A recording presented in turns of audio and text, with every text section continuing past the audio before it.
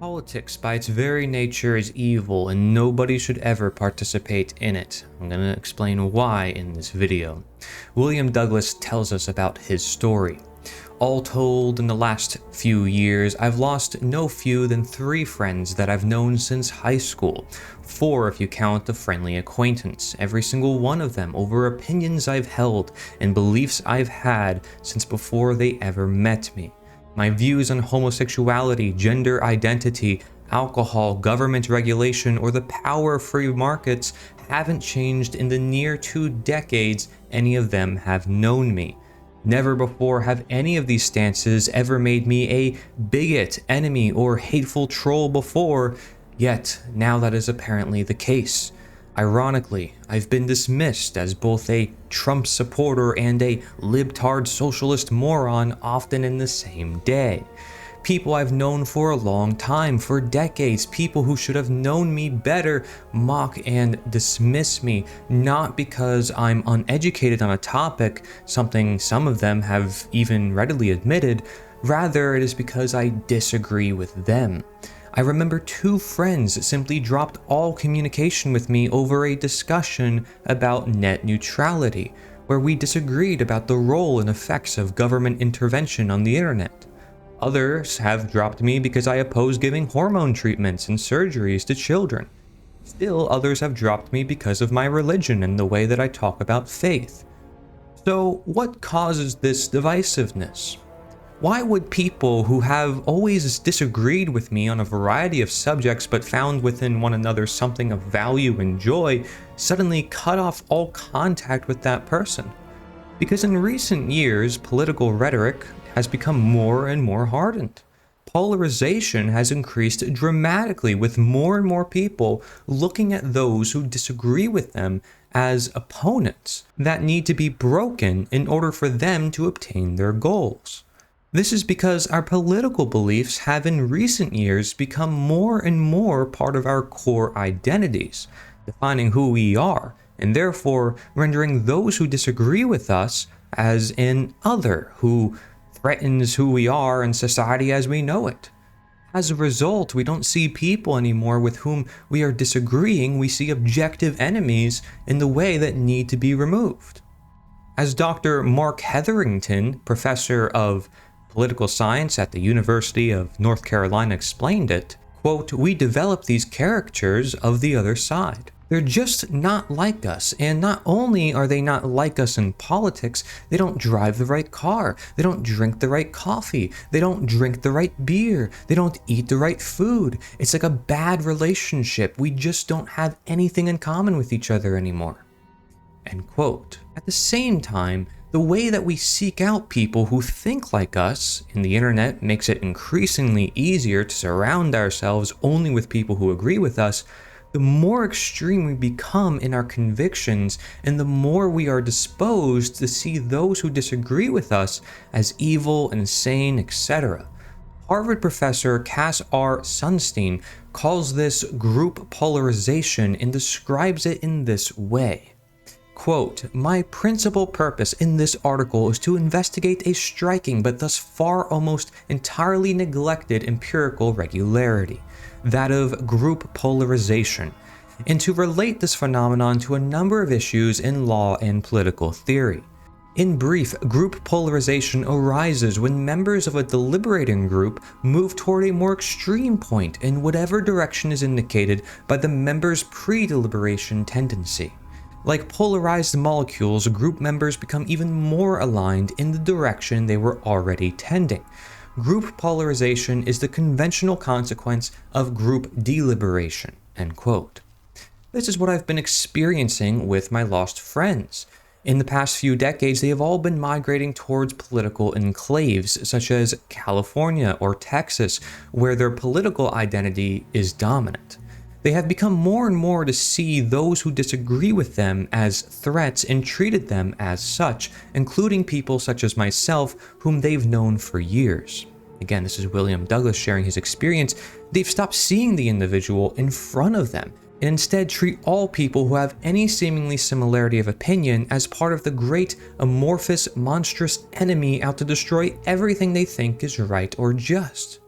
I cannot tell you how many discussions I've had on a wide variety of topics and people which went nowhere because the person I was talking with was more invested in arguing with the mythical conservative or imaginary progressive that lived only in the speaker's head. The result of politics has been to create a society rife with contention where those who are the most engaged in the process are the most distrustful and most hateful. The result of making everything political in life and society has been to destroy society on both a local and national level. Politics at the local level has not brought us closer together as communities. Politics at the local level has not brought more wealth, education, or peace to the people under its boot. Instead, all political action has caused unending hatred, violence, suffering, anger, and death. There is a reason that 70% of robberies, 66% of rapes, 47% of aggravated assaults, and 38% of murders go unsolved each year. And it isn't because the job of the police is to protect and serve you. It is because it isn't their job. They're there to control you so you don't threaten those in positions of political power. Don't believe me? Try and tell Eric Garner, George Floyd, Ryan Whittaker, Philando Castile, Breonna Taylor, or Kelly Thomas, like thousands like them, and the tens of thousands of families and friends of theirs who have impotently suffered injustice and loss. You can try to say that local politics isn't deadly, isn't violent, and doesn't cause unmigrated pain, and I wish you could, but you can't. Because those 6 and many more like them were all brutally and maliciously murdered by the militarized arm of the local government, the police. There is no doubt this and the system that doesn't just allow it to happen but incentivize, makes it possible, is evil. Jesus Christ taught that, quote, "The spirit of contention is not of me but is of the devil," and, quote, "Wherefore by the fruits ye shall know them." End quote. Whether you're a believer or not, we all agree that widespread contention is bad for society, and the repeated outcomes of our actions demonstrate what motivates us. So let's look at their fruits. Look at the outcome of their political system. They'll kill you over untaxed cigarettes. They'll kill you over a $50 bag of weed. They'll kill you for doing your laundry. They'll kill you for stopping a mass shooting. They'll kill you if you're in your own home, and they'll kill you if you can't hear their orders. In case you haven't realized it yet, there is no law so trivial that police will not murder you to enforce it. National and global politics thrive on hatred, division, anger, contention, and violence, and encourage all those in the general public in order to control them. Simply look at human history. When people are left alone to solve their problems, they develop complex networks of trade that establish peaceful relationships between them and everyone around them, even between them and people living thousands of miles away.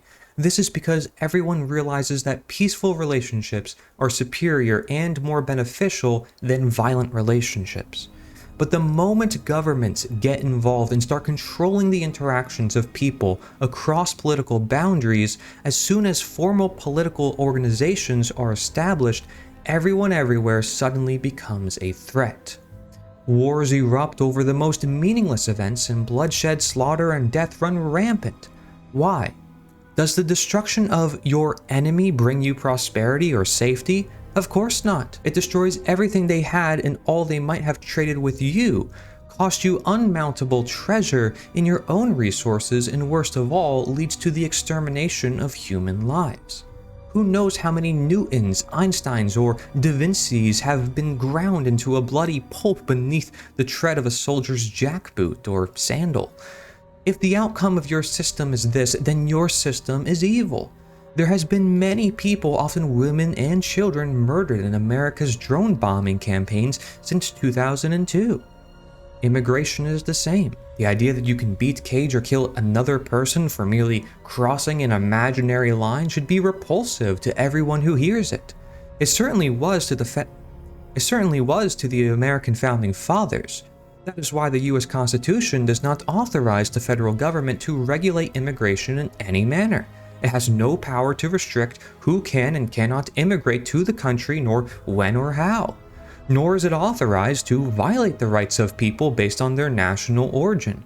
Therefore, any attempt by the federal government to do either is illegal. And anyone encouraging the government to do so is promoting it to act in an illegal manner, proving themselves criminals masquerading as being concerned with the law.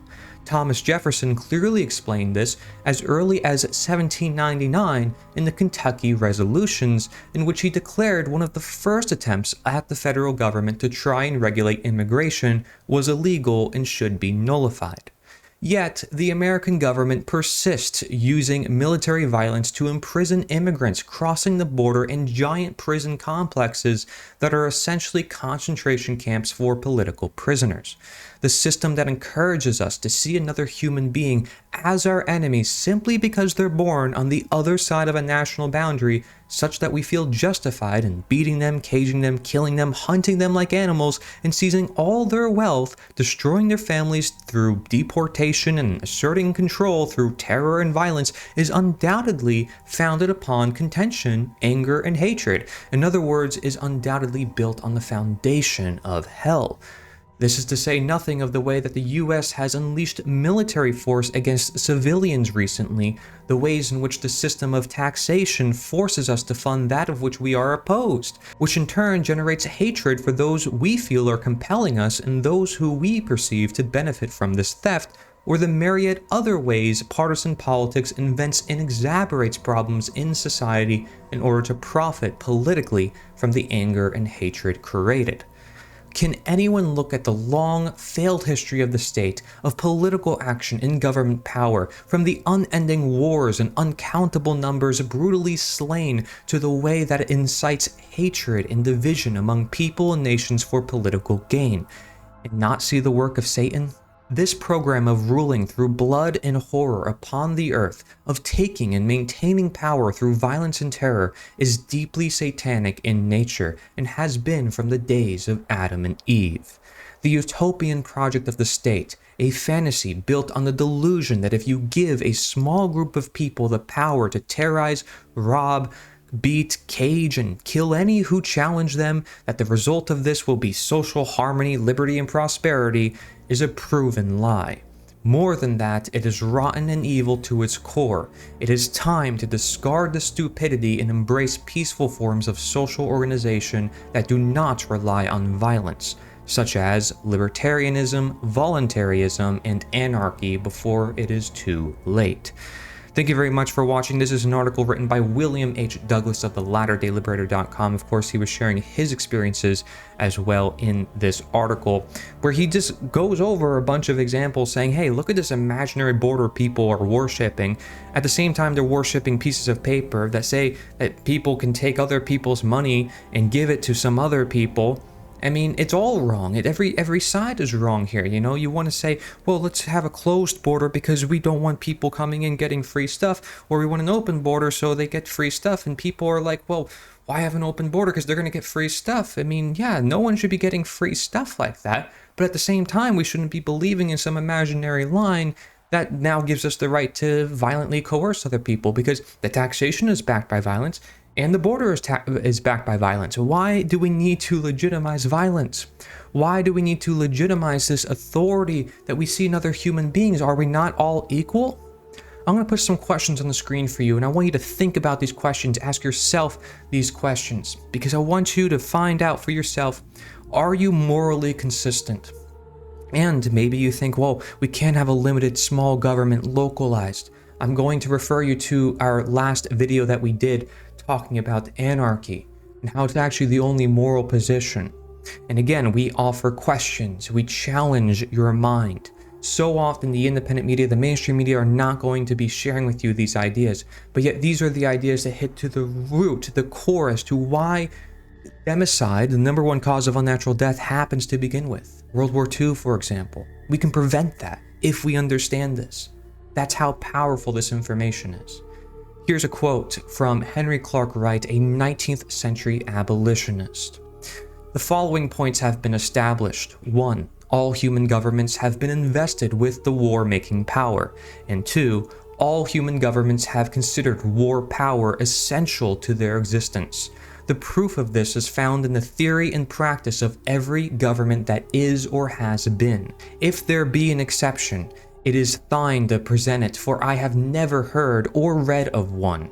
The universal sentiment and experience of mankind, from the day when Cain claimed and exercised this power over the life of his brother to this hour, declare that no human government can exist without it." End quote. What he's saying is that all government is basically violence. The same exact conclusion as Lysander Spooner, Aidan Ballou, William Lloyd Garrison, many great American historical figures that were not taught about in school who ended slavery, who saw, wait, the government was supporting slavery in the 1800s. The Constitution was as well, and the government does not protect the rights of individuals. It was awarding people who took the slaves back to the plantation. It was supporting the slave masters and imprisoning the abolitionists, and it was attacking all their efforts of trying to actually create freedom. But you know what? The abolitionists won. And we need to learn from their efforts and learn from these words that they speak of, this political slavery that we don't learn about, that they also talked about. So if you want to learn a lot more about this, I encourage that you do. And if you want to send us an article, you can turn to a video for you. Go to theliberator.us. That's theliberator.us. Thank you very much for watching.